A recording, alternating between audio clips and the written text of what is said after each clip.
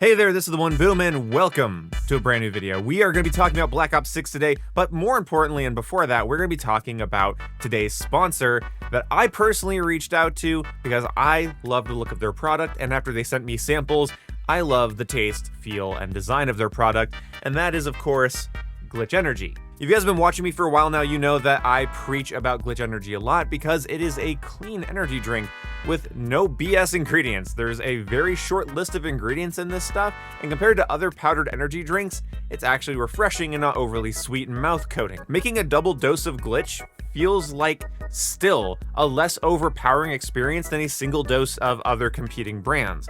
But the main reason I reached out to Glitch was because of their zero niacin in their ingredients list. I have a niacin sensitivity. Drinking something with niacin makes me feel warm, flush, makes me feel tired and warm because I'm sensitive to it. And so other energy drinks usually trigger that and bum me out for the rest of the day when I try to drink them. And sometimes I still try to drink them and I'm still disappointed. That's why I'm happy that Glitch sends me like a new flavor every month, and the one I'm trying right now is Tropical Berry. And I'm like, well, I'm not usually a berry guy when it comes to flavors, but it's again so understated and refreshing. It doesn't have that mouth-coating sweet, you feel it in your teeth taste that a lot of these powdered energy drink mixes have. And with only 8 major ingredients in their energy blend with a crazy amount of vitamin C, I think there's like 500% of your daily vitamin C in here, it is just one of the better drinks I have. I mean, I still try to buy other beverages to sit and game with, but I always end up going back to craving Glitch. And I genuinely think that's because of the feel. I just feel good after drinking this. I have all of the energy without any of the bulk from drinking an energy drink. So now it's on you. Using code ONEBOOM on the website linked in the description will save you 20% off your order. That's right, 20% off your order. And they often have great deals going. I would go ahead, get yourself a starter kit, find out what flavors you like, or fully commit to a tub. I would say the sweet apple's really good if they're still selling that. They also sent me a cotton candy, but I haven't tried the cotton candy yet. I normally don't like cotton candy things, so I think I'll save that for my dedicated video review of Glitch Energy. But for right now, we're going to talk about Black Ops 6. Sorry for wasting your time if you were like one of those people out there that doesn't need caffeine to operate. This is just a huge waste of your time. That's why I at least wore a nice coat and sunglasses so you had some sex appeal. Is there like a thread on my shoulder? I've wasted your time, and I look like a buffoon. Enjoy the video. Hey there, this is the One Boom, and welcome to a brand new short video. Today we're going to be talking about Black Ops 6 and how Season 4 is an utter and complete failure. What is going on, Treyarch? I mean, I kind of know what's going on. I have a video that I'm going to be releasing soon about what I think is going on, but right now I want to just explain my experience playing Black Ops 6 on a live stream the other day. One of the most stuttery, skill-based matchmaking ridden nightmare experiences of all time. What is happening here?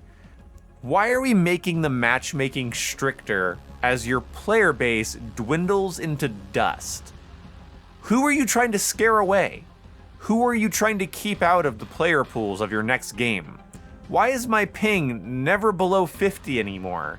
Why does every match feel absolutely curated into making me want to punch all 3 of my monitors? Why do you have the bare minimum amount of maps at launch of season to qualify as new content? Why are the weapons you're adding just another low recoil SMG or a rapid fire assault rifle? Why? What does that add to the meta? What about that is unique? You realize that you're a part of a franchise that exists next to Modern Warfare 3, the reboot, that was just full of like unique weapons and content and massive launch seasons. You understand, right, that you cannot phone it in this much just because you don't have economic competition. Like X-Defiance dying, so I guess you're dancing over its grave right now, and then Battlefield's going to be irrelevant until Battlefield 6 launches, or at least its betas and alphas start launching. People can actually get their hands on it and not just watch leaked gameplay from the select few that got their hands on it.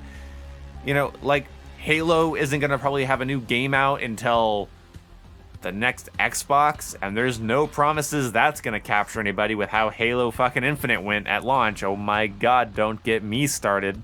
Maybe I should get myself started, make a video about that. Anyway, I get it. When it comes to the sit-down, matchmaking your living room shooter, you're the king right now, but the king's drunk and naked and pissing on the peasants, and the peasants are leaving, so where the fuck do you get off? And before you right there, who's about to type some mean comment about Modern Warfare 3, Modern Warfare 3, by this point last year, had 100% player retention according to multiple sources of game data and multiple YouTubers talking about how their views steadily remained the same throughout all of Modern Warfare 3. No massive spikes, no revolution, obviously, but that game held the people that did buy it. The people that did get Modern Warfare 3, they got Modern Warfare 3. The people that bought Black Ops 6 are taking a quick trip to their local used game retailer of choice and turning it in. And I know this because I go to a GameStop, a couple thrift stores, a half-price books, and a store in my local mall called Entertain Mart, which all sell used games, and I am seeing a startling amount of Black Ops 6 copies for both systems. People bought it, played the story, played some multiplayer, played some zombies, turned it in. Uh-oh.